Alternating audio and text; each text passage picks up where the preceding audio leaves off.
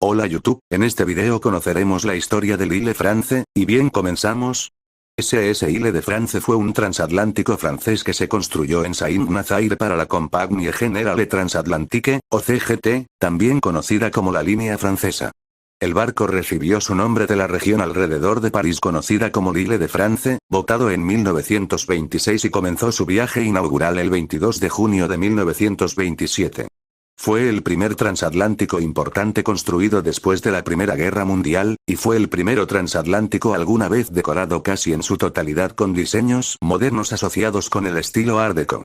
No era el barco más grande ni el más rápido, pero fue considerado el barco más bellamente decorado construido por CGT, convirtiéndose en el barco favorito de la era anterior a la Segunda Guerra Mundial, que transportaba a estadounidenses jóvenes, ricos y elegantes a Europa y de regreso. La construcción de Ile de France fue parte de un acuerdo entre la Compagnie Générale Transatlantique, CGT, y el gobierno francés que data de noviembre de 1912.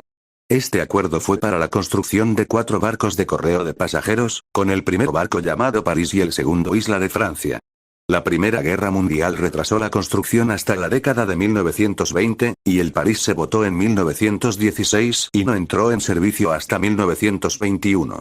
Después de que se colocó su quilla en 1925, Ile de France se botó el 14 de marzo de 1926 en el astillero Ateliers et Chantiers de Saint-Nazaire-Pennoyet, o Chantiers de Pennoyet, en Saint-Nazaire, en la costa oeste de Francia, y fue recibido por miles de funcionarios gubernamentales y empresariales, trabajadores, prensa y ciudadanos franceses. El barco experimentaría 14 meses de acondicionamiento antes de salir de los astilleros en 1927 para comenzar las pruebas en el mar el 29 de mayo y luego para su viaje inaugural el 22 de junio. Después de sus pruebas en el mar, Ile de France viajó a su puerto de origen de Le Havre el 5 de junio de 1927. La novedad del Art Deco a bordo de un barco fue una sensación inmediata y la reacción de la prensa visitante sería evidente con críticas favorables la semana siguiente. El 22 de junio de 1927, Ile de France viajó desde Le Havre para su viaje inaugural a Nueva York. A su llegada a Nueva York recibió gran atención de los medios estadounidenses y miles de personas abarrotaron los muelles solo para ver el nuevo barco. Su alojamiento oficial era para 1.786 pasajeros, pero su capacidad normal se acercaba a los 1.400. Con una capacidad catalogada de 537 en primera clase, Ile de France, como Francia y París, se puso de moda. El capitán Joseph Blancart y su principal sobrecargo, Henry Villard, se convirtieron en celebridades con la aportación de este espléndido buque. La CGT cerró el año 1928 con ganancias récord.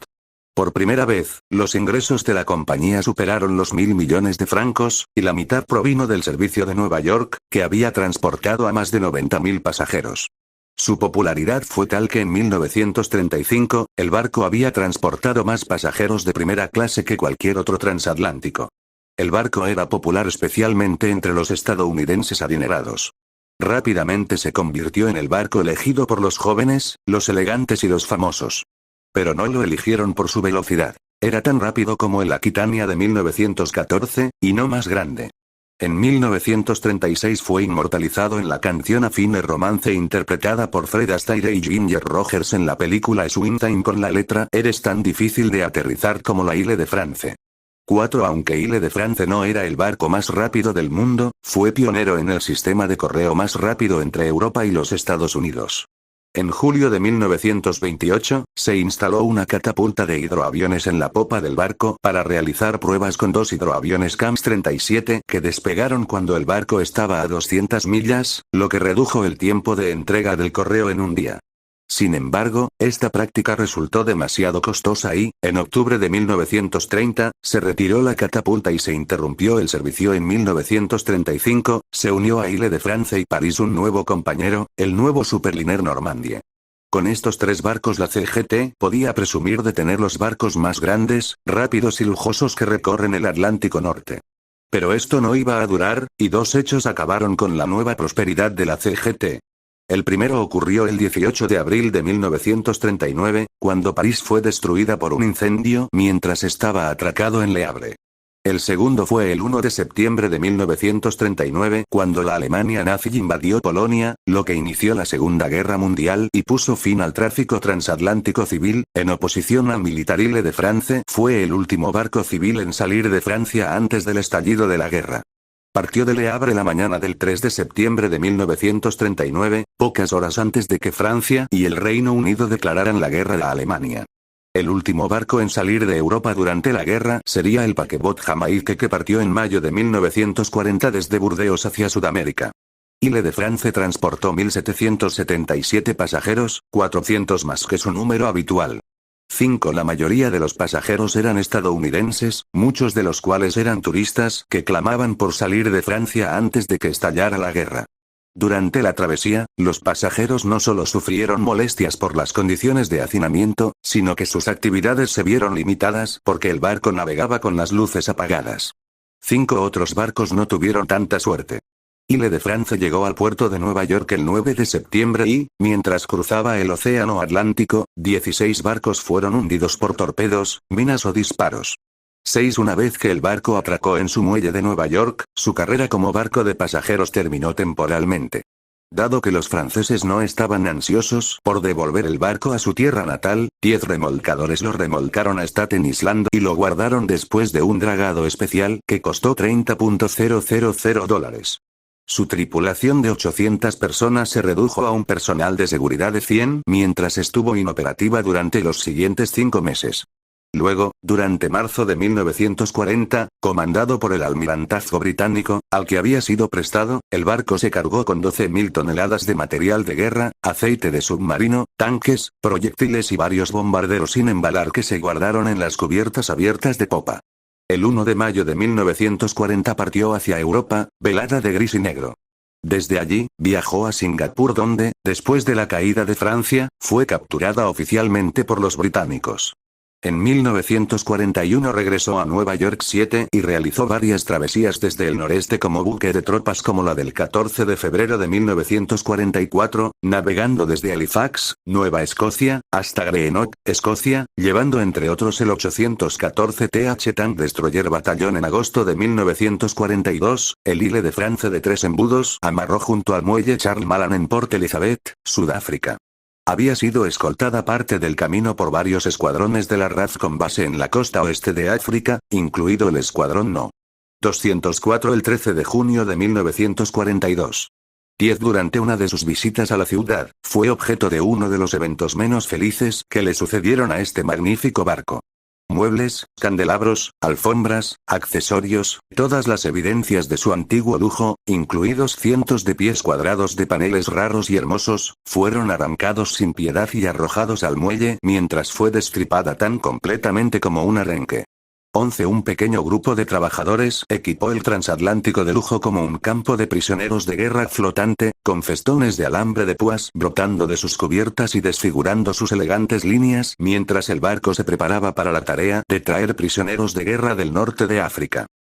En octubre de 1942, Ile de France fue avistada frente a Port Elizabeth por aviones de la Fuerza Aérea Sudafricana. Mientras estuvo en la ciudad, se convirtió en un transporte de tropas. Las extensas alteraciones, las más grandes jamás realizadas en el puerto, 13 se completaron en 1943. En otoño de 1945, Ile de France fue devuelta a la CGT después de 5 años de servicio militar en el almirantazgo británico. En honor a su desempeño durante la guerra, la compañía Southern Railway nombró a una de sus locomotoras French Line CGT al principio. Ile de France se utilizó para transportar a las tropas estadounidenses y canadienses a casa. Luego, en abril de 1947, el barco regresó al astillero de su constructor en Saint-Nazaire para una restauración de 2 años. El resultado incluyó la eliminación de su tercer embudo ficticio y una vuelta hacia arriba del casco negro recto para encontrar su pique de proa superior, de acuerdo con el nuevo estilo de los barcos de la CGT que comenzó con Normandia en 1935. Estos cambios aumentaron el tonelaje bruto de Ile de France a 44.356. Viajó a Nueva York en su primera travesía de lujo de posguerra en julio de 1949. Ile de France demostró ser tan popular como antes de la guerra. En 1950, el barco recibió un nuevo compañero de fórmula, Liberté, el SS Europa, antiguo titular de la banda azul alemana. En 1949, Ile de France fue el escenario de parte del primer acto del musical de Broadway de Jules Stine Los caballeros las prefieren rubias, protagonizado por Carol Channing.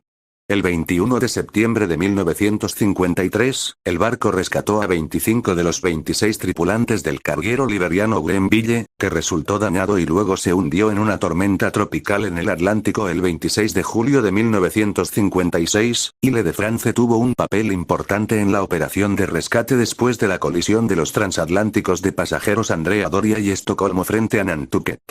De los 1.706 pasajeros y tripulantes del Andrea Doria, unos 753 fueron trasladados a Ile de France durante la operación de rescate de aproximadamente 6 horas.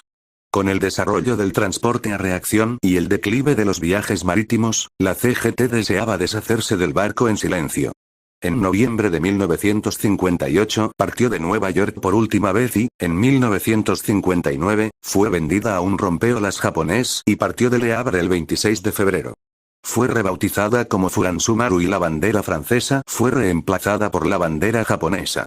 Justo antes de ser desguazado, el barco se utilizó como accesorio flotante para la película de desastres de Metro-Goldwyn-Mayer de 1960 de Last Voyage con el nombre ficticio SS Clarendon.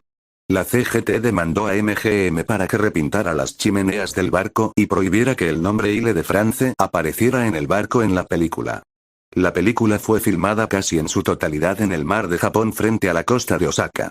Durante la filmación, el barco se hundió parcialmente, se detonaron dispositivos explosivos en el interior y el embudo delantero se estrelló contra la caseta de cubierta.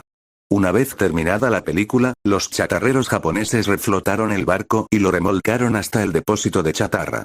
Fue desguazada por completo en 1961. En 1931, el restaurante del 9º piso en los grandes almacenes Eaton, Montreal, Canadá, recibió el estilo del restaurante de primera clase a bordo del barco. Lady Eaton, la esposa del dueño de la tienda, acababa de viajar en el transatlántico y solicitó el estilo de Ile de France. En la cultura popular en la película Swingtime de Fred Astaire / Ginger Rogers, la letra de Dorothy Fields de A Fine Romance, cantada por un Rogers frustrado a un Astaire desinteresado, incluye la línea: "Eres tan difícil de aterrizar como la Ile de Francia". ¿Qué te pareció el SS Ile de France? ¿Ya lo conocías? Dímelo en los comentarios, y si te gustó este vídeo suscríbete, activa la campanita y deja tu me gusta. Adiós.